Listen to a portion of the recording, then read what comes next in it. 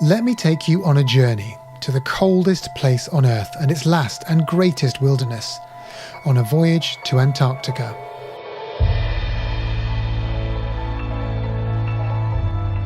Hello and welcome to A Voyage to Antarctica, brought to you by the UK Antarctic Heritage Trust. I'm your host, Alok Jha. This week I'm talking to the award-winning writer Philip Hoare about his lifelong love for and obsession with whales and their history in Antarctica. Philip's numerous books include Leviathan, or The Whale, which won the 2009 BBC Samuel Johnson Prize and has been published all over the world. His latest book, Albert and the Whale, is published by Fourth Estate in the UK. He's also a professor of creative writing at the University of Southampton.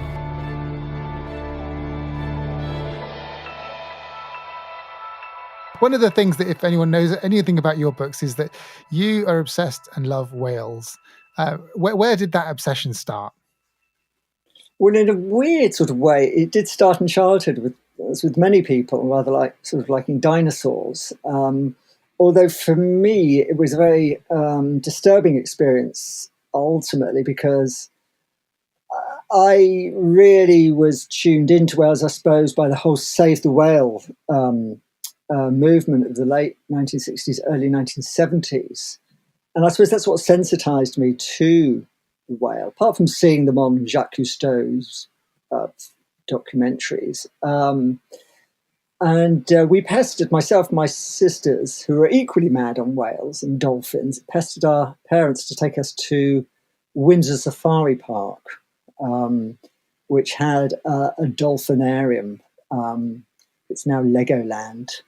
And we were very, very excited about this. This is back in the early 70s, I guess. And we sat at the front of the pool, which is really an overgrown concrete pool. You know, it's really grim. I actually found some photographs my father took that day, which we never knew he took. But then into this really just brutal place, a pod of dolphins appeared.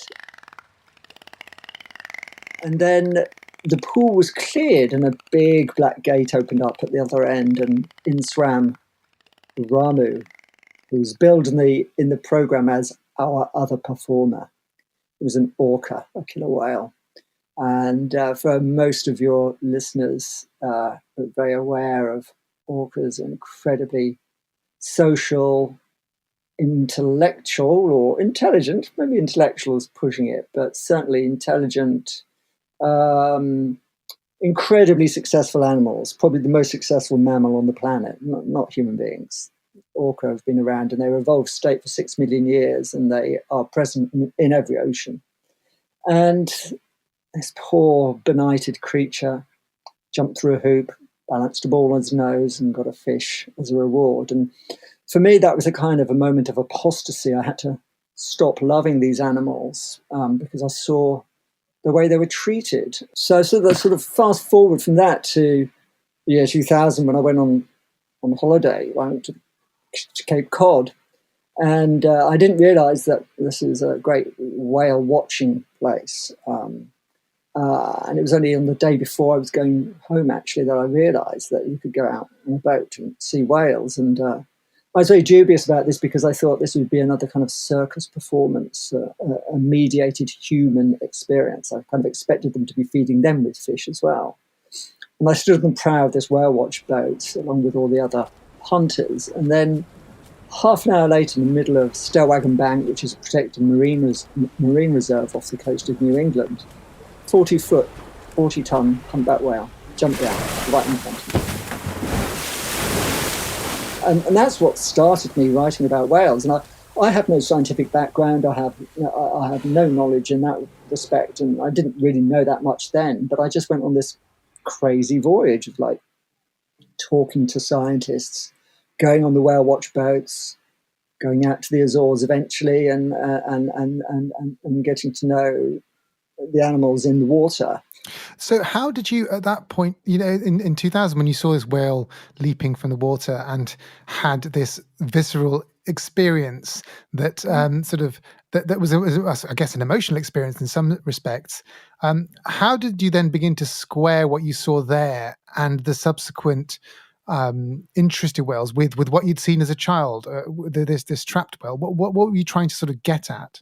Well, for me, the great way into the whale was through Herman Melville's Moby Dick, because that text, written back in 1851 by a great New Englander who was on the whaling boats as opposed to whale watching boats, and they're quite interestingly comparative, those two processes. They're both humans going out trying to find whales. Melville, no one has ever written better about the whale since Melville, really. And in that great compendious, sprawling, digressive, mad, subversive, sexy, crazy book, I kind of found more questions than answers, but they were kind of questions which were metaphysical and cultural and transcendental and very, very disturbing, because he was trying to work out what he was doing out in the middle of the Pacific Ocean, slaughtering these animals. He was part of a whaling mission out to the line, as they called the equator. And Melville, like the other whalers at the time, knew far more than anyone else on this planet, human-wise, that these animals were sentient, that they were socially organized, that they had a kind of culture was expressed in sound, mainly for whales, but also in the demonstration of physical, what we would call affection. There's a description in Moby Dick in the chapter The Grand Armada, which is, I think, the first piece of natural history documentation from a cultural point of view, certainly in literature. He and Queequeg, who is the Maori-based tattooed warrior in the book, Ishmael, the narrator, both lean over the side of the boat and through this incredibly clear water see a female sperm whale pushing her newly born calf to the surface, still attached by the umbilical cord. And it's a moment of extraordinary connection because they are looking at this thing, this scene for its own sake, for its own beauty.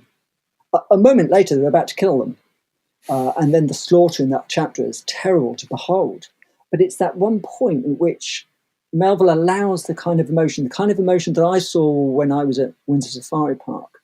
And that was what I felt, that kind of cooperation between something that you are creating, that you are, the reason why they could see that is this enormous effort.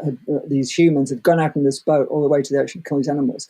But there's this moment, this kind of interlude at which things could have gone the other way. So for me, the whale represents so many things. It represents this bridge to a natural world, partly because they are so attractive as creatures. They are so mysterious and majestic. The great sort of sometimes dismissive phrase used by biologists is charismatic megafauna. Like polar bears and pandas. They're kind of the eye candy of ecology. The things to get people interested in caring about the world. Exactly, as opposed to snot-eating worms and et cetera, et cetera.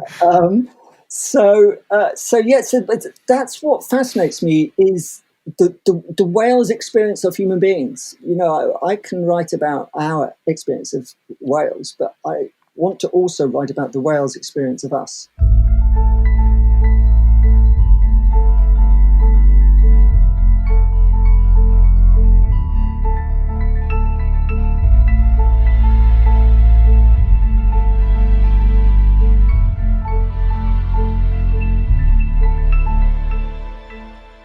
People probably think of whales as you say, charismatic megafauna, the idea of this beautiful creature in the ocean, and perhaps we should go and watch them, but they should be saved and looked after. Back then, in Herman Melville's time, in Moby Dick's time, this was not the case at all. Could you just describe for us what the human relationship with whales was back in the 19th century? Why were people searching for and killing whales? Well, they're part of the relentless economic progress of the 19th century. They were part of the Industrial Revolution. They lubricated and lit the Industrial Revolution. Quite literally, yeah. Literally, whale oil was used in factories, in manufacture. It was used to lubricate pencil lead. It was used to light the streets of London, Paris, New York, and Berlin. It was an essential part of the 19th century imperial and colonizing progress. You know, the whaling ships since the late 18th century had been taking Western influence out to the Pacific, for instance, carrying missionaries, sometimes supplying the missionaries.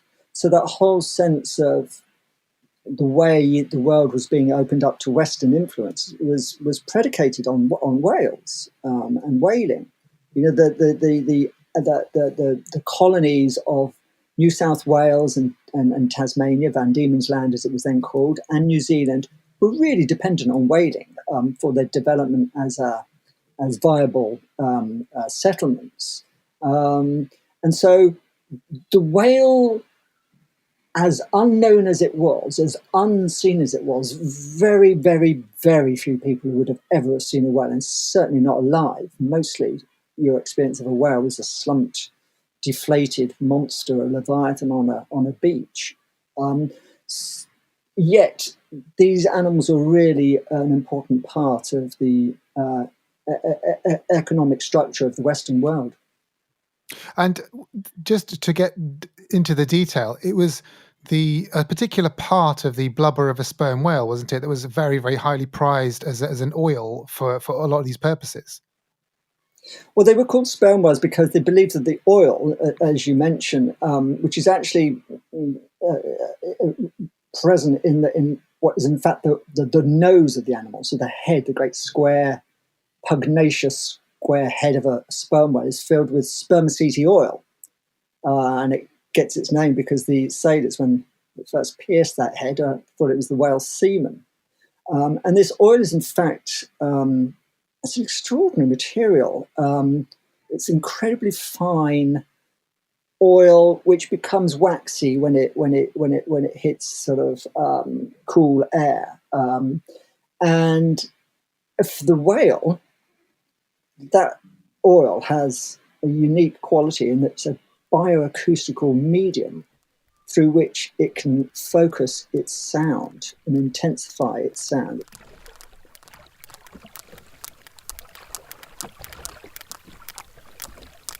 So it's creating this sound, which is bounced back to the back of the skull, the concave skull of the whale, and then focused back through this bioacoustical oil. It's in a series of chambers, and then is emitted.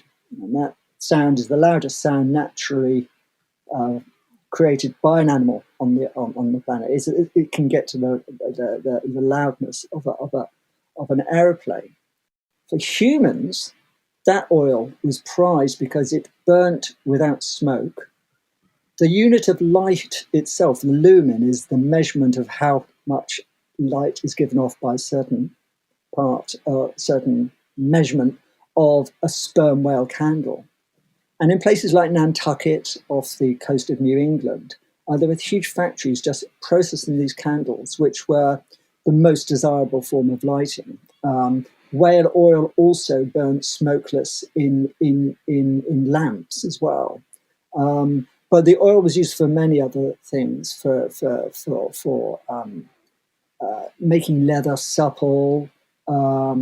It was used later on during war. It was used as a way to treat trench foot. Wilfred Owen, when he's about to send his troops over the top in the First World War battle, supervises the anointing of their feet in a most kind of ritualistic way with this whale oil.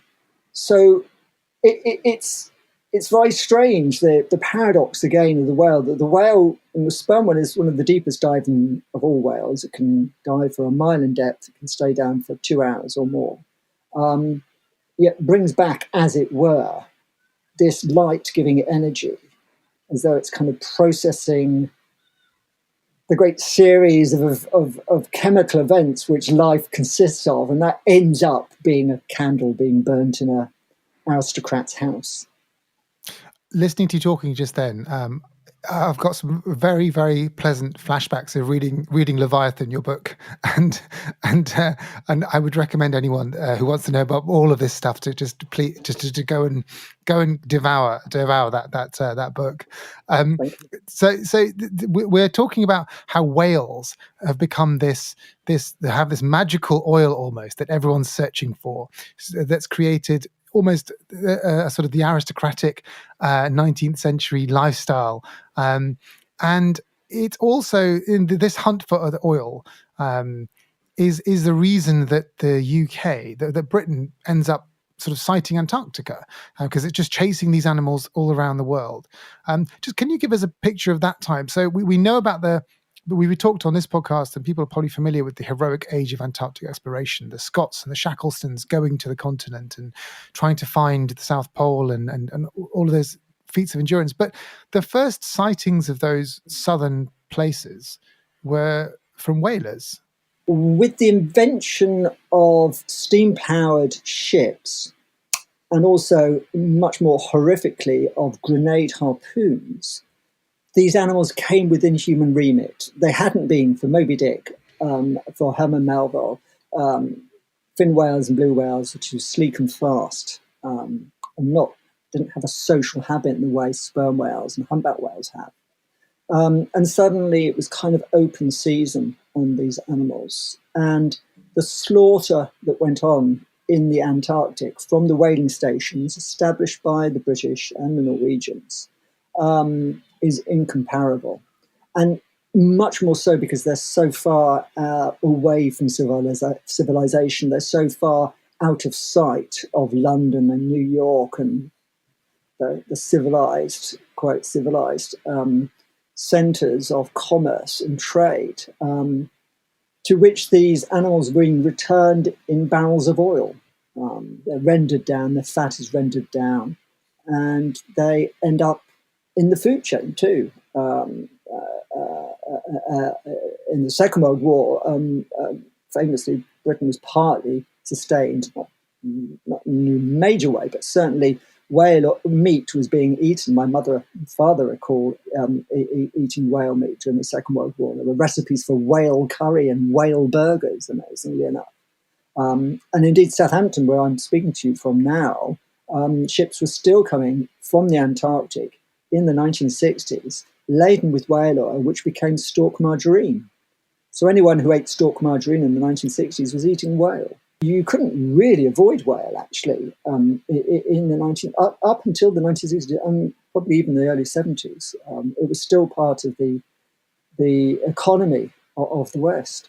What did all of that do to the whale populations in these previously untouched parts of the world?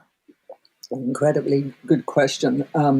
Well, it killed 3 million great whales in the 20th century, and that toll is pretty much all down to mostly down to the whaling in the Southern Ocean off Antarctica.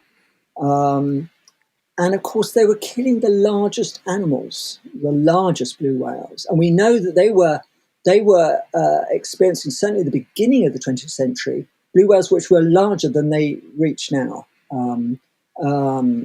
because the genetic predominance of the large males was being sort of bred out, really, by the cull that was going on. But what we don't know, and possibly never will know, is what the effect on whale culture was of that Holocaust. While their glycerine was being used to make nitroglycerine for the First and Second World War, where they were literally enabling the destruction of human on human in the First and Second World Wars, their own culture was suffering in a terrible way. I mean, we know now blue whales reduced to, well, certainly at the beginning of the century, down to 15, maybe 18,000. It's a pathetic, paltry number. Estimates of them reaching their millions before the great cull began in the 20th century. Some animals have recovered, and there is some evidence of blue whales recovering in the Antarctic, but they will never possibly return to those numbers. Hello, I'm Camilla Nichols, CEO of the UK Antarctic Heritage Trust, and I hope you're enjoying the podcast so far. We work to preserve and protect Antarctica's unique heritage, from the historic huts of early pioneers to the amazing discoveries in climate science. And our mission is to inspire current and future generations to discover, value and protect this precious wilderness. The pandemic has had a significant impact on our work, and we need your generosity now more than ever. Find out how you can help save Antarctica, protect our planet, and even adopt a penguin at ukaht.org, or search for the UK Antarctic Heritage Trust. Thank you, and enjoy the rest of the podcast. Whaling has, as a commercial enterprise, certainly has largely stopped, and I think that people have understood that killing these animals is going to just decimate their destroy their populations. And in the 80s, we began a moratorium. The 1980s, we began a moratorium on commercial whaling. Yet some countries still kill whales for commercial and, quote, scientific purposes. What is the justification, if any, for the scientific killing of whales right now?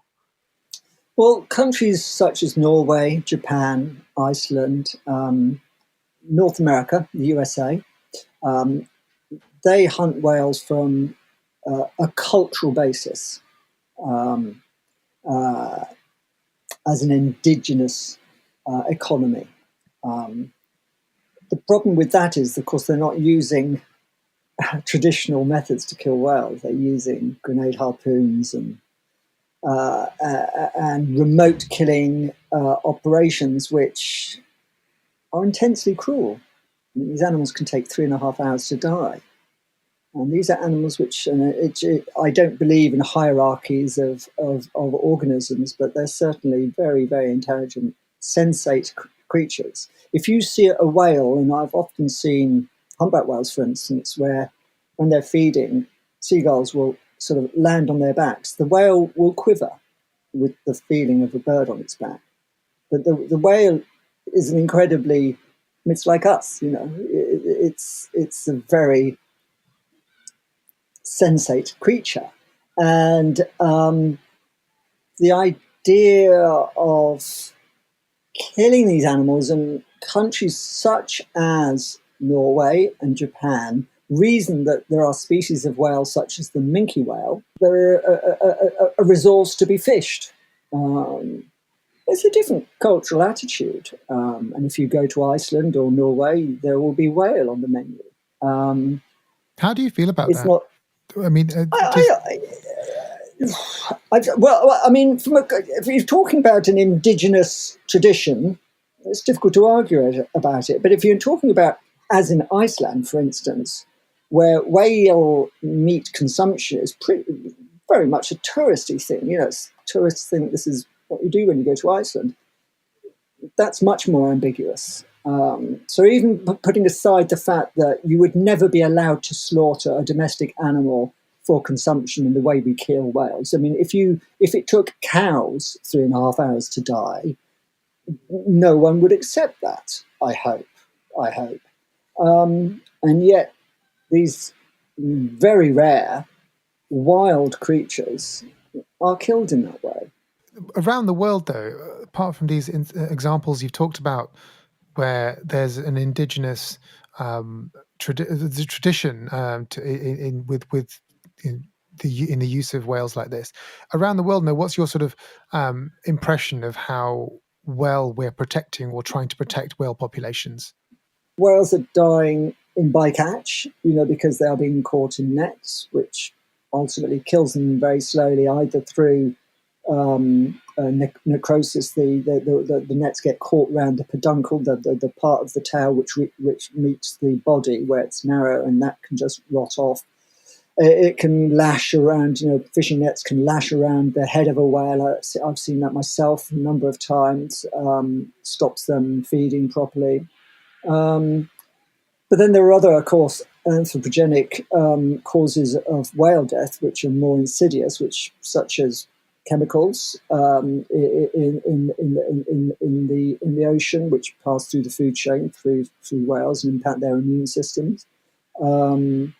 sound is probably one of the biggest issues for whales. If you imagine when Herman Melville was sailing the seven seas, humans made almost no noise in the ocean. Now it's a cacophony of engines and wind farms and seismic surveys, military sonar. For whales especially, but for most marine organisms actually who live in a world of sound, because sight isn't usually very useful in the ocean. These have terribly deleterious effects on them. They really affect their communication systems, the way they hunt for food, with the way they find food.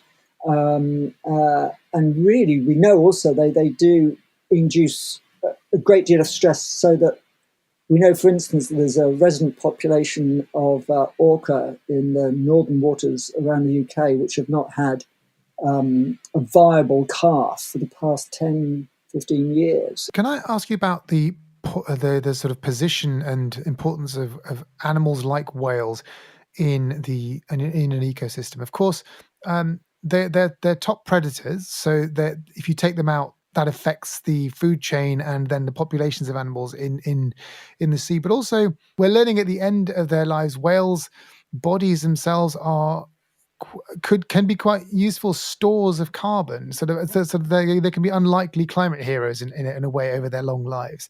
So what's the sort of importance of these creatures in their ecosystems? Such a good question. If you consider the removal from the ocean of the biomass of 3 million large animals in the 20th century, for instance, no matter, it's not taking into consideration hunting now, but the cycle of those whales, so their feces fertilize in the ocean, which of course sequestrates carbon dioxide, because the feces fertilize phytoplankton, and then that fertilizes zooplankton or feeds zooplankton. There's a whole great chunk being taken out of that cycle of sequestering carbon dioxide from the atmosphere. And then the thing that I love, this notion that you're alluding to, Luke, is whale fall. It's known as whale fall. It's rather poetic and Shakespearean. It's the dark dead whale that slowly sinks to the bottom of the ocean, and there becomes a whole new ecosystem in itself. There are entire species like the Osedex worm, which are entirely predicated. Their life cycle is entirely dependent on a rotting whale.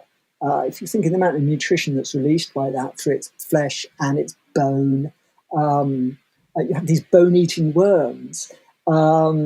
It's a wonderfully. It reminds me of the section, The Tempest, where Ariel talks about a drowned sailor lying there, and his bones make coral and his pearls make eyes.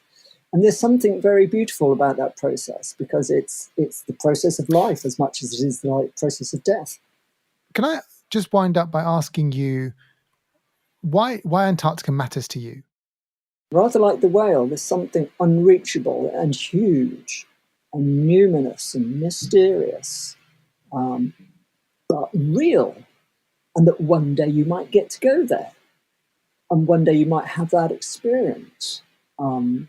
There's something very beautifully fragile and hugely weighty about it at the same time. It's almost as though the Earth is weighted by these two areas.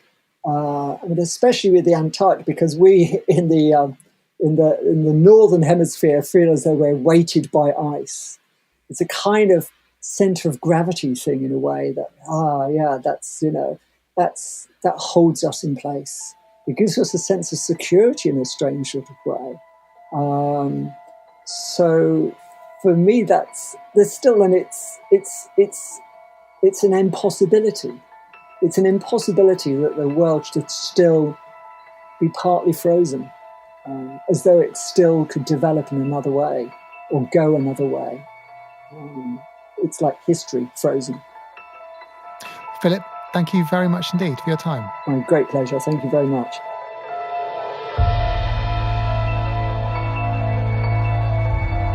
Thank you for listening. A Voyage to Antarctica is brought to you by the UK Antarctic Heritage Trust. Next time I'll be talking to Prem Gill to find out what Antarctic seals and grime music have in common. To find out more about our guests, including photos and videos, head to our website at www.ukaht.org or follow our Facebook, Twitter and Instagram pages. If you enjoyed this episode, please don't forget to follow us and rate us wherever you get your podcasts. This podcast is part of the Trust's Antarctica Insight programme, supported by the Arts Council England, the Garfield Weston Foundation, and the Foreign and Commonwealth Development Office. A Voyage to Antarctica was presented by me, Alok Jha, and produced by Jessica Norman. Ben Hewis is digital producer, and music and sound design is by Alec Hughes.